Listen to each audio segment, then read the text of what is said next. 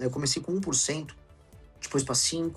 Na pesquisa Atlas, nos trackings que saem nessa pesquisa por aí, 8, 9, 10, 11, eu preciso me firmar em terceiro agora. E eu já estou me firmando em terceiro. Eu nem acho que eu esteja mais competindo agora no patamar dos governadores. Eu já estou indo para um patamar em que eu preciso buscar o Flávio.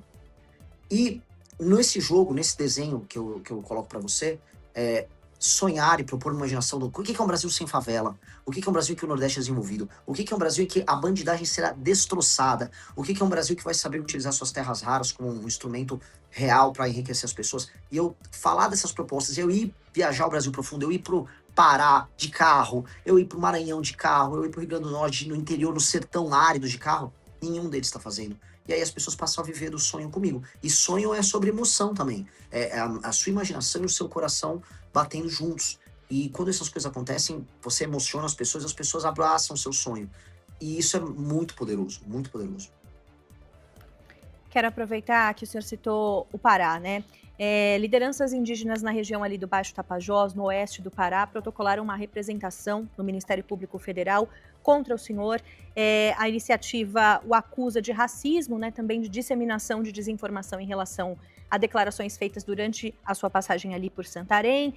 Teve um vídeo, né, em que você classifica as pessoas que estavam ali protestando de povos tradicionais como uma sabotagem gigantesca para o desenvolvimento da região com relação a uma empresa por lá, que é a Cargill. Então, quero aproveitar para abrir espaço também para te ouvir a respeito desse assunto, dessa representação, e também para aproveitar para questionar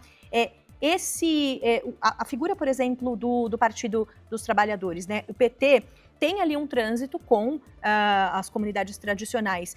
O senhor vai se antever a elas, vai se opor a elas de alguma maneira, ou não? Já começo mantendo o que eu disse.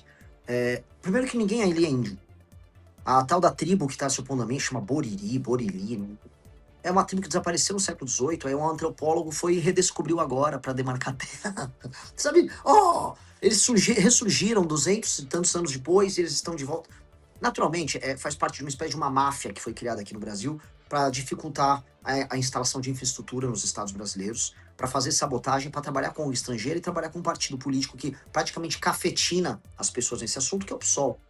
A Cargill tem um entreposto gigantesco que faz escoar a produção da agricultura do Pará e do Mato Grosso. É uma coisa fundamental para que o Brasil tenha emprego. Santarém pode ser uma cidade bem mais rica. Pô, tô falando de um lugar, sabe, amazônico, um lugar que é difícil trabalhar, as coisas, é um lugar distante, energia é cara. E eles montaram todo esse entreposto, precisavam ali terminar uma hidrovia para a gente fazer a conexão com o Ferrogrão, etc. E aí eles foram embargar, dizendo que isso afeta os índios. E aí você vai olhar o índio, não é um índio. Então, são sabotadores mesmo. Ou a pessoa lá do PSOL que entrou com uma ação, que entre com 10, eu tô pouco me lixando pra essa gente, tá? Eu tô pouco me lixando pra os brasileiros que, né, botam um cocar e fingem que são índios. Eu tô pouco me lixando pra essas pessoas. Eu acho que a gente tem que lidar com os problemas brasileiros, tem que ser muito enfático.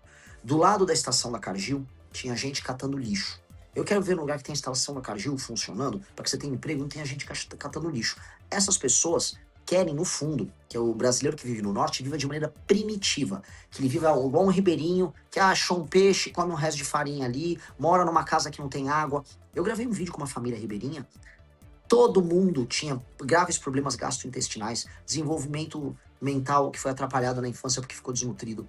Se você não levar desenvolvimento, aquelas pessoas vão viver quase como bichos. Só que essa galera acha que é bonito, porque não mora lá com eles, né?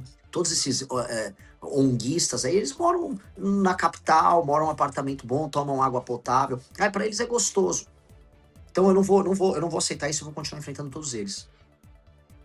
Mais discussões como a da Ferrogrão, pré-candidato, podem ocorrer em outros momentos, já ocorreram em outros momentos e já houve protestos, não só, né, com a sua figura, na verdade com outras figuras, inclusive do próprio PT. Me lembro de discussões, por exemplo, sobre a usina de Belo Monte, né, o protesto das comunidades tradicionais é também, digamos assim, muito tradicional na nossa história política, né? Então, enfim, o senhor pretende continuar se opondo, quer aconteçam outros protestos para outros tópicos pelos quais eles fazem oposição?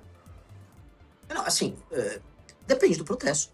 Se a pessoa está fazendo um protesto, tá tudo bem. O protesto, todo mundo pode protestar, até por coisas erradas. Quer protestar, proteste. Eu não aceito sabotagem. Eu não aceito que você vai interromper uma obra, que é a da Ferrogrão, que é fundamental para o desenvolvimento do Brasil, porque dado que um trilho de trem passa a 200 quilômetros de uma tribo, de uma reserva, isso está afetando o estilo de vida indígena. Pelo amor de Deus, isso é só sabotagem. Isso é sabotagem institucional. E aí você vai ver quem está por trás dessas tribos. ONGs das mais diversas, com dinheiro de fora do Brasil, que curiosamente concorrem com a agricultura brasileira. Que coincidência. Isso não, isso é sabotagem. Aí eu vou prender.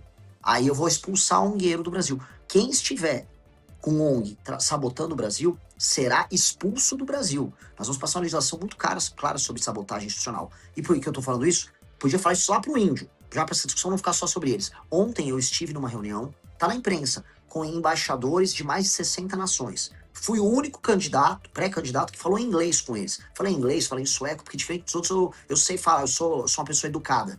Mas eu avisei os estrangeiros.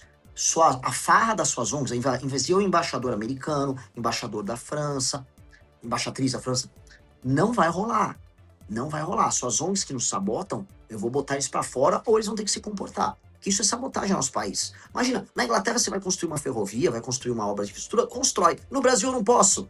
Eu não vou aceitar isso. Maria? Agora a gente tá sem o Agora seu tá áudio, certo. Maria. Acho que você deve ter mutado.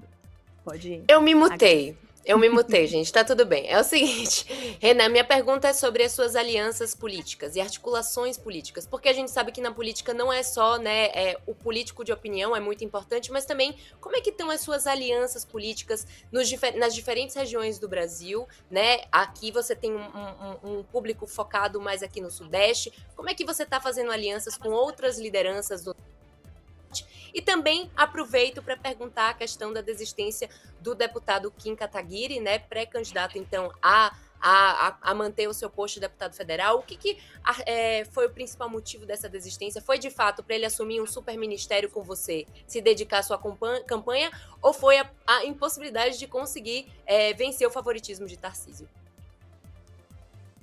Olha, a tua primeira pergunta sobre alianças. Eu não estou afim agora de fazer aliança. Tudo na vida tem o seu momento.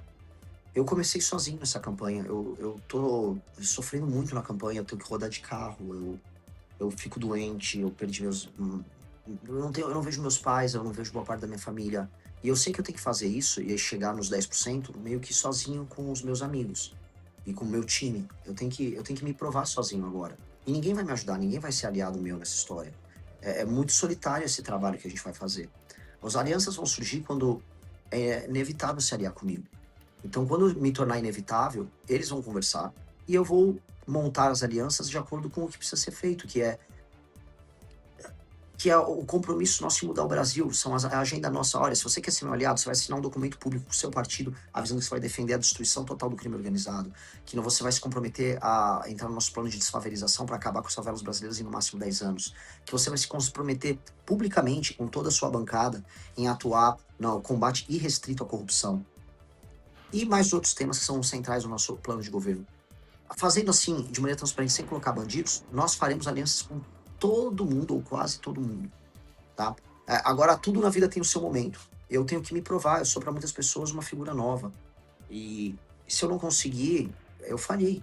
Então, eu tenho... É uma pressão grande porque eu não posso falhar. Eu tenho que chegar lá e eu vou chegar sozinho.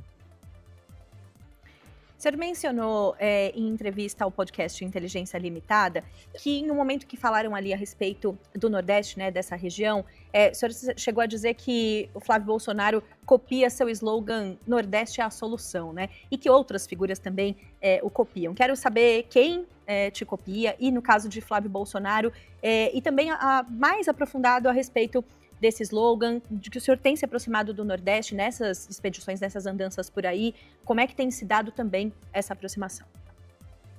O único político que rodou mais o Nordeste do que eu foi o Lula. É isso que eu posso dizer. E não agora na campanha, na história dele. O Lula já rodou de ônibus no Brasil, ele fez a Caravana da Cidadania em 1995. E eu respeito isso. O Lula é meu adversário de vida, eu odeio o Lula. Mas eu tenho que entender o que os meus adversários fazem para eu poder fazer melhor do que eles.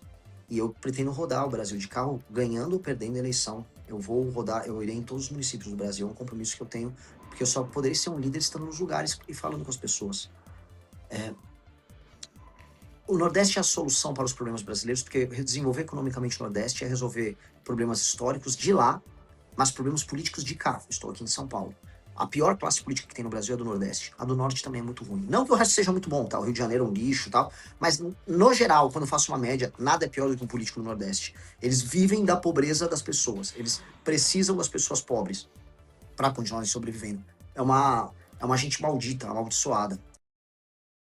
Curtiu o vídeo? Então não se esqueça de deixar o like e de se inscrever no nosso canal para receber cortes como este todos os dias.